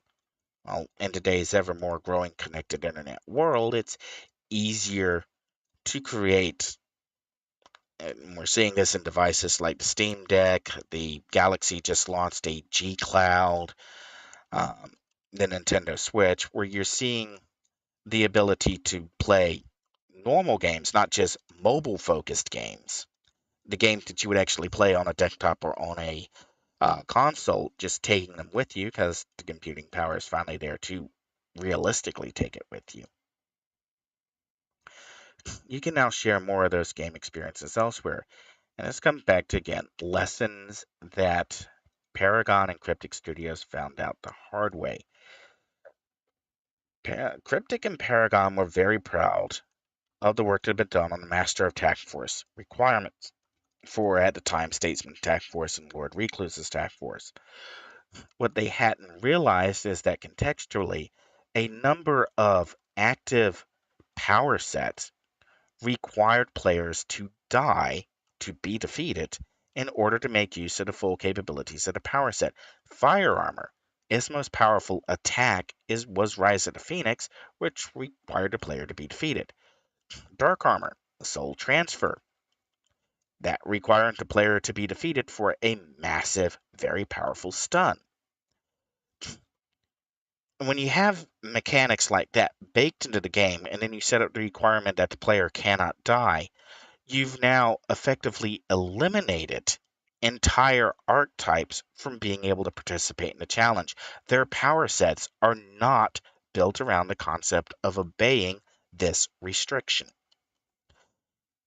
And while the developers never walked back the actual changes to badge requirements for the Master of Task Force because they would not disrespect the players who had put in the work to get to the point, who had crafted the teams and done all the legwork to get those badges, they did eventually allow incarnate powers on Master of Task Force runs because it was the only method by which some archetypes could ever hope to get those particular badges. Again, fire armor and dark armor, or fire aura and dark armor stand out as two examples of power sets that required incarnate level powers in order to even have a chance at completing a Master of Task Force requirement, or at least the classical definition. And then when new task forces came along, specifically 10 Mage and Apex, which also had Master of requirements, the developers dropped a no death requirement. And the context was important. It was a straight out admission that they hadn't considered the entire implications of what it would mean to have a no death requirement in order to unlock a specific badge.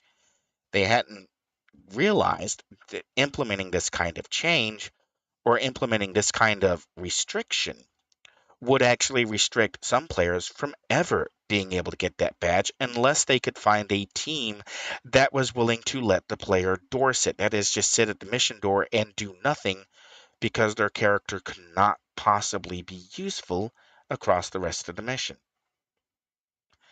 So that's again, context is important. Historical context is important. Why is this change made? Why was this change implemented? What was the contextual process? These are very, very important questions to ask. And it's ones that the Homecoming devs just show no interest in. In fact, when confronted on it, they just choose to ignore it. And that's bad. And again, the Homecoming devs don't control the player base. They don't control the players who check out City of Heroes. And when damage is intentionally done to solve a problem by using a sledgehammer method instead of talking with people who have already addressed this problem historically, already have the records, here's the chat logs, here's the forum logs, here's everything we talked about, here's what we decided, ignoring all of that and just plowing ahead and implementing a bad change is very, very destructive. It destroys the trust in the player base. The player base can no longer be confident that the Homecoming developers are going to do what's right for the game, that they're going to make changes in the spirit of the game.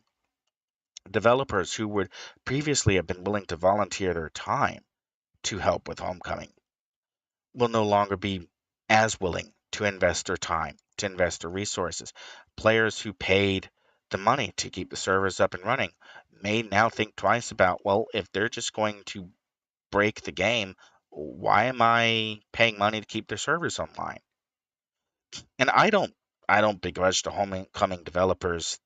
Uh, they should be able to, ask for money to. We're a fan project. We'd like to be fan supported. We're just looking for money to run the servers and run our network fees. As long as we got that covered, we'll pay as much in advance for server hosting as we can. I don't begrudge that, and that's really how a fan operated game should be run. But you need the fans there to do it. And if development changes to tick players off, just annoy players, just break the game. And okay, yeah, you might say that we did it to deal with the abusive players. If there were demonstratively better ways of handling the abusive players, if there are ways to do it without destroying how players access the game, if there was a way to make it an event in the game itself, those are the ideas you take first, even if you have to put up with the abuse for a little while longer. Even if you have to say, hold on, everybody, we've got an idea, we've got a plan, we're working on it. Can you give us a little more time? If you just be upfront with the player base about you're going to try something, you don't know if it's going to work. That is significantly better than implementing a change, getting feedback on it that this change doesn't do what you think it does. This change does not actually hit any of the points that you say it does.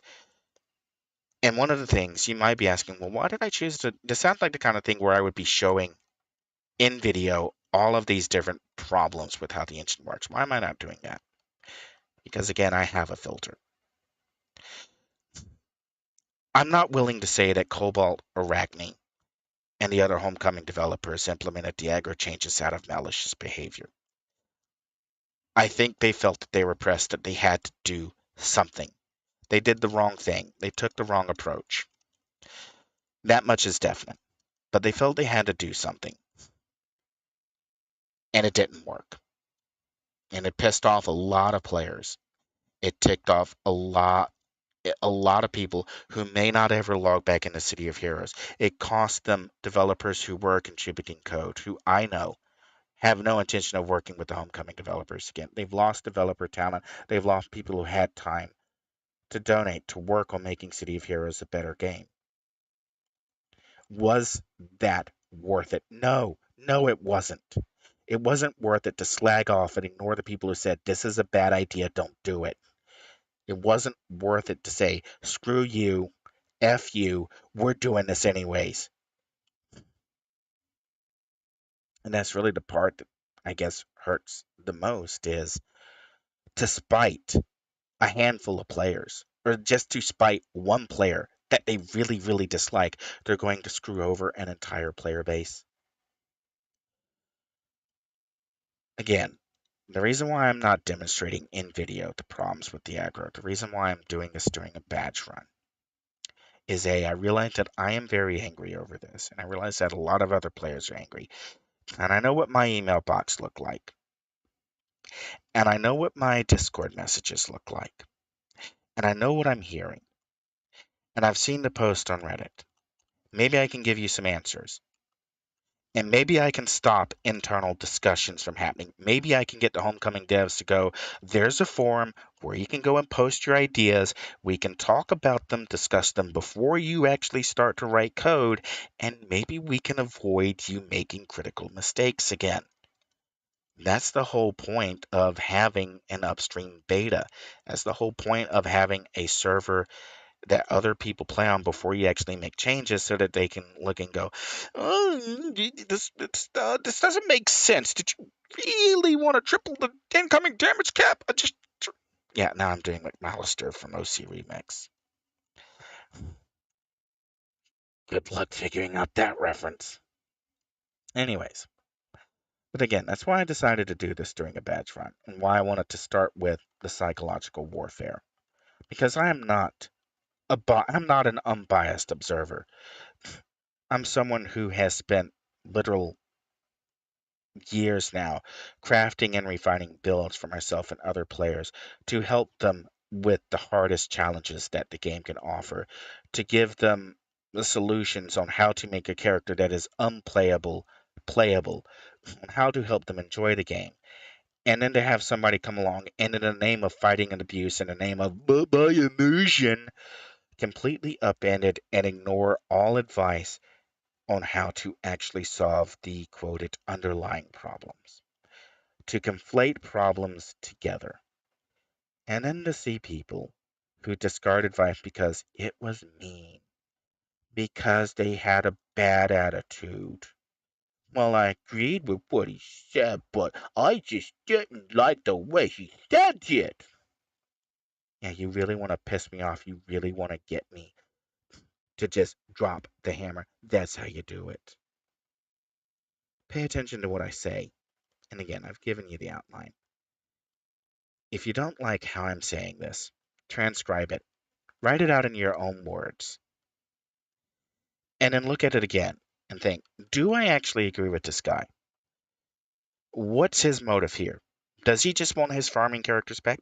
No, because I already have workarounds. They're not ideal. They're not as effective. They're not as efficient, but I already have workarounds. And I already have fast farmers who the aggro changes actually cratered their times. In fact, my fastest farmer has shaved about 8 minutes and some odd seconds. I think 8:05, 8:06 minutes. 8 minutes and 6 seconds off of a 7:07 run, simply due to the aggro changes. And if you're going, wait a second, entire minute shaved off, yeah, the changes are that bad. They harm players who can't defeat enemies quickly, but players who can defeat enemies quickly can go even faster. The complete inversion of what the aggro change was supposed to accomplish. The absolute definition of objectively failed. And again, I would like not to ascribe this to malice. I really don't want to spend a whole video beating on a specific change or specific set of changes or a specific idea of how game development should be processed. Because I've been around this, I've been doing this for years. And I can remember when game development was considered a super secret, proprietary thing, where you didn't know what a dev kit was unless you signed your life away in an NDA, where source code was something that nobody looked at and was protected at all costs. Yeah, no, that I can remember when that was kind of a thing. And I've also been there when average people realized that there were better. I've already got the badge here. Why did it? This isn't the badge that I need. I did a KHTF and fought Jack and Aoshai there, so yeah. Okay. Heading back to the other of the zone. Okay, so again, and with City of Heroes effectively now, we might as well go ahead and call it an open source game. The source code is out there. Anyone who wants to can set up and run their own server. Okay, you need some beefy hardware requirements, but beefy hardware is now relatively affordable. You can now get Threadrippers that will perform the work of Xeons of ages past without a problem for a fraction of the cost of some Xeons. And again, that comes back to the developers don't control the player base or the player base population. They don't control when the players are available. And this comes back to the point that I really wanted to make. And again, I'm only getting around to it at the end of the stream as my voice is actively failing. And that's this point. When you are making any game at all, one of the primary points of consideration when making the game is a simple one. Is what is my minimum player base? What is the minimum amount of people that I need to make my game function? Can my game work with only 8 people, a single team? Can my game work with less than a full team? If there's only 6 players available, can players play my game? Because if the answer to that is no, you probably really need to rethink how your game is balanced and how your reward system and how your in-game economy is configured. Because that's a very important consideration. When you have no control over the player population, you have no control over the number of people who play or when they play, you have no guarantee that at any given time that any given number of players is going to be available to be able to complete the task that your game has set. So from a development strategy, one of the primary considerations is when implementing changes, always make sure to consider, will this hurt a small player base? Will this make it difficult for a small player base to play the game? Because the answer is yes. If your change hurts a small player base, harms it, prevents it from being able to obtain rewards, prevents them from being able to progress, prevents them from being able to play the game, then you've got a big problem. And you really need to rethink your entire approach. We've seen this time and time again, MMO after MMO that has gone under because the publishers counted on WoW level of subscribers, and that was never going to happen. They were never going to overcome WoW's experience or inertia. They were never going to offer players everything that they had in WoW exactly the same. You can't. You have to be a different game. You have to offer a different experience, and you have to be your own game on your own merits. You have to earn your players. And cheesy as it sounds, you really have to build a trust with the players that the player base knows that you're not going to screw them over, that you're not going to do things that actively harm their play experience, that you will, if a problem comes up, you will take steps to address that problem while impacting the legitimate players the least. And again, the suggestions were already on the table on how to handle this, and the homecoming devs simply weren't interested. And that is a very painful lesson for all publishers, for all developers to learn when they have to learn it the hard way that they no longer have a job, they no longer have a game because there's not enough people paying. There's not enough people buying things. There's not enough people to keep it going. Sorry, servers are getting turned off. You've got to go find a different job. And it's really tragic because City of Heroes, a lot of people know this. City of Heroes did not die because of lack of players. City of Heroes died. The Paragon Studios wanted to do something else. They wanted to do something other than just a superhero game. And they did so. And they thought they did so with the permission of NCSoft, only to find out that no, they hadn't actually done this work on another project with the permission of NCSoft. In fact, NCSoft CEO didn't know a thing about it. Again, I'm the guy who broke. There will be dire consequences. I'm the guy who pointed out the City of Heroes closure was entirely due to a hatchet incident. Yes, I am attached to City of Heroes in what many would say is a development capacity. Yes, I do know what I'm talking about. And just ignoring me just annoys me, but it doesn't actually affect me. I'm not reliant on polishing a CV or a resume to go out and get a job in the game industry. It's not what I do for a living. Oh, sure, there's some games I'd really like to work on. There's other projects I'd really like to work on. I'd really not be the person who's answering the questions that Redditors have over why did the game suddenly break? Why is my character broken? Why am I dying all this time? What happened? I don't want to be that person. But ultimately, it keeps coming back to I am that person. I am the person who knows enough to break it down, to point out what went wrong, how it went wrong, why it went wrong, and how, and more importantly, how to fix it, how to apologize, how to say we screwed up. And yeah, sure, I'd like an apology. What was it? Ship of Heroes? I'm gonna look that up real quick. Ship. Yeah, Ship of Heroes. I'd still like an apology from Ship of Heroes for ripping off my apotheosis story. Now, again, I am someone who is known in the City of Heroes community. I am known to the publisher. I was known to all of the developers. Again, referenced in internal documentation. I was on penned on the live forums. If you're a fan of City of Heroes and you don't actually haven't figured out who I am or who I was, you don't know what my attachment is. Again, it's, part of me is I'm kind of leaving this out there because I really want to see if the Reddit community can actually put everything together. I don't think they can, but well, I just kind of morbidly curious. Can they actually track this down? Can they actually pinpoint who I was, who I am? So here's the final factor that I'll leave with.